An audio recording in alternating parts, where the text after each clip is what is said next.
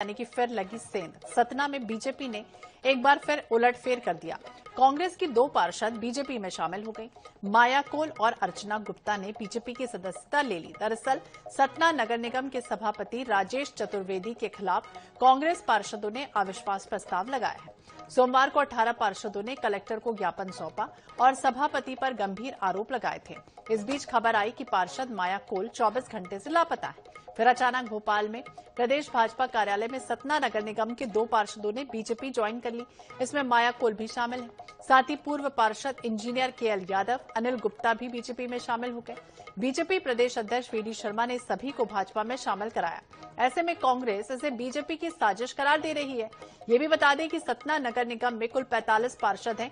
इनमें से 18 पार्षद तो कांग्रेस के हैं, जिसमें से दो पार्षद अब बीजेपी के हो गए हैं, जबकि बीजेपी के पास पहले से ही 24 पार्षद हैं। साथ ही 3 पार्षद निर्दलीय हैं।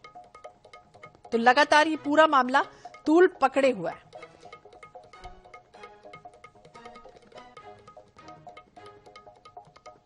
तो फिर लगी सेंधमारी, यानी नगर निगम में 3 निर्दलीय पार्षद हैं और इस तरह से अगर देखा जाए तो कांग्रेस के 2 पार्षद अब बीजेपी के हो चुके हैं।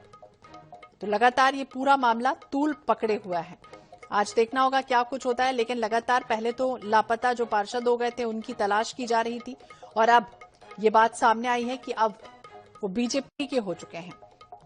तो पुलिस ने महिला पार्षद माया कोल के लापता होने की एक तरफ शिकायत भी दर्ज कराई थी और एक टीम को सीसीटीवी कैमरों के फुटेज खंगालने के लिए भी कह दिया गया था और भाजपा और स्पीकर पर पार्षद को गायब करने का आरोप भी लगाया जा रहा था। मनोज रजक ज्यादा जानकारी के लिए हमारे सहयोगी हमारे साथ सतना से जुड़ गया। मनोज, क्या जानकारी? पहले तो ये आरोप लगता है कि लापता हो गई माया कोल और उसके बाद ये कहा जाता है कि अब वो बीजेपी में हो गई। क्या था माजरा? वो नगर निगम के परिषद के अध्यक्ष जो है राजेश चतुर्वेदी, उनके अविश्वास को लेकर है। पिछले कई दिनों से ये चर्चा चल रही थी कि अविश्वास प्रस्ताव आने वाला है और अविश्वास प्रस्ताव आने के बाद में 18 पार्षदों ने 2 दिन पहले कलेक्टर अनुराग वर्मा के सामने हाजिर होकर आवेदन दिया। उन्होंने कहा कि हमें अविश्वास है और आप हमारा पत्र लीजिए और इस मामले में जांच कराइए। तो उससे 13 तारीख को परेड होनी थी। इसमें कलेक्टर ने 18 पार्षदों को 2 गुट को 9 भागों में बांट दिया था और 13 तारीख को परेड होती। इसके पहले यानी कि जो गुजरी हुई रात है, अचानक जो है वार्ड नंबर 12 की महिला पार्षद वो लापता हो गई। जब उनकी कोई सुराग नहीं मिला, तमाम जगह पर खोजा गया। जब नहीं मिलने के बाद में उनके जो पुत्र हैं लल्लू कोल, वो कोलगामा पहुंचे हैं, कोलगामा थाने पहुंचे हैं। कांग्रेस के जो प्रतिपक्ष के नेता हैं अखिलेश, वो भी पहुंचे। उसके अलावा जो है विधायक सिद्धार्थ कुशवाहा वहां पहुंचे। उन्होंने FIR दर्ज कराई। तो पुलिस ने गुमशुदगी की FIR दर्ज की। उसके बाद जो घटनाक्रम चलता रहा और आज अचानक कांग्रेस के विधायक सिद्धार्थ कुशवाहा सभी लोग पहुंचे हैं SP से शिकायत करने।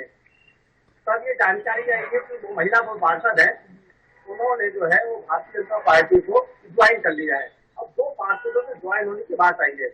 मेरे साथ कांग्रेस के सिद्धार्थ कुशवाहा भी मौजूद है, जो रात भर थाने में रहे हैं। मैं उनसे बात करूंगा। सर, क्या था पूरा ये मामला? इस दिन से सतना में कांग्रेस पार्षद दल द्वारा अविश्वास पेश किया गया है। अविश्वास की प्रक्रिया की शुरुआत हुई है। तब से भारतीय जनता पार्टी, जो कि सत्ता पक्ष है नगर निगम सतना में भी, उन लोगों ने लगातार पार्षदों के ऊपर दबाव बनाना और पार्षदों को दबाव बना के भाजपा ज्वाइन कराना या अविश्वास की प्रक्रिया से दूर रखने की कोशिश की जा रही है, जो कि लोकतंत्र के लिए बहुत ही भयावह है। जिस तरीके से सतना की स्थिति है, सतना नगर निगम क्षेत्र में सड़क, बिजली, पानी और नारायण जैसी घटना अभी घटी है।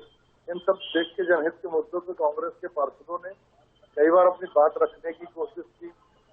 तमाम जो भी परिषद होती है उसकी बैठकों में अपनी बात रखने की कोशिश की।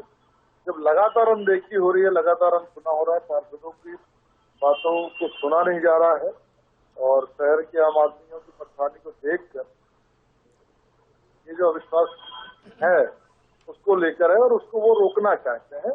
और उसके लिए वो जिस तरह मध्य प्रदेश की सरकार के साथ उन्होंने किया, देश में उन्होंने किया, अलग अलग प्रदेशों में किया, तो भाजपा अपनी जो फितरत है उसी फितरत से उतारू। मतलब अविश्वास को रोकने की बात की जा रही है। लेकिन ये बताइए मनोज, ये सब जो चल रहा था घटनाक्रम, पहले वो जाती हैं, गायब हो जाती हैं और उसके बाद उनके बेटे वहां थाने पहुंचाते हैं, आखिर ऐसे छुपते छुपाते इनको क्यों करना पड़ रहा है? क्या कोई डर था क्या? कहीं ना कहीं अंदरूनी स्तर पर अगर देखें, आ जाती बीजेपी में शामिल होना था, बहुत से लोग हैं, कई नेता कई दिग्गज शामिल हो गए बीजेपी में, इनको ऐसे छुपते छुपाते क्यों करना पड़ा ये सब कृत्य?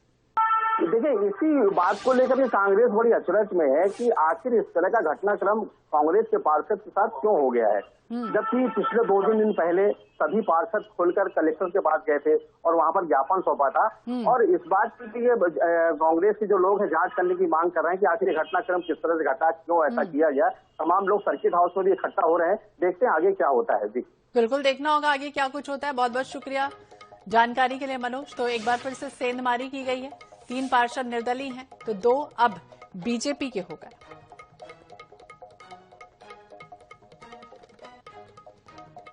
और चलिए